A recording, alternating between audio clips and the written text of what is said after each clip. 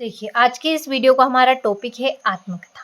आत्मकथा किसे कहते हैं? तो देखिए, हिंदी ग्रामर का बहुत ही इम्पोर्टेंट क्वेश्चन है ये आत्मकथा।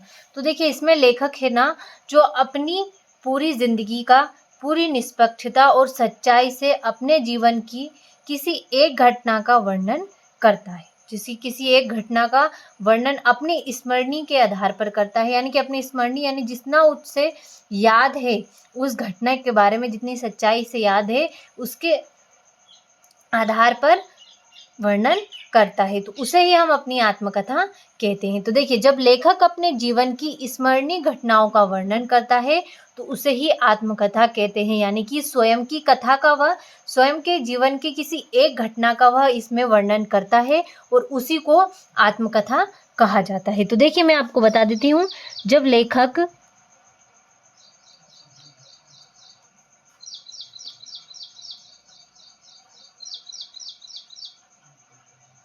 जब लेखक अपने जीवन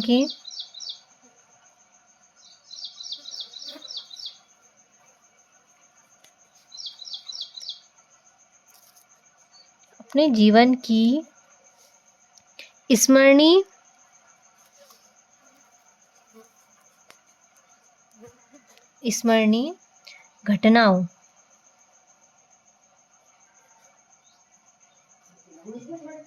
अपनी घटनाओं का वर्णन करता है,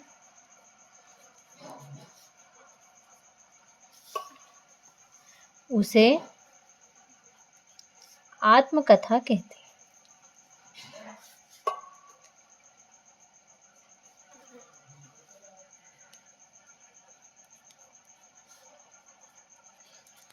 देखिए, बहुत ही सरल भाषा में है।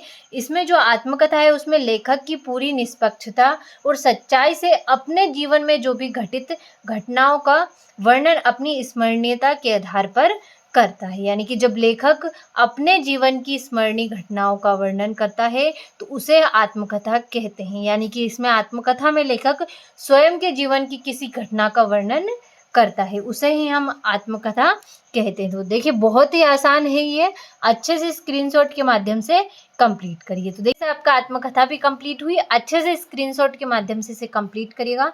बहुत ही आसान भाषा में मैंने आपको बताने की कोशिश की है, तो अच्छे से स्क्रीनशॉट के माध्यम से कंप्लीट करें।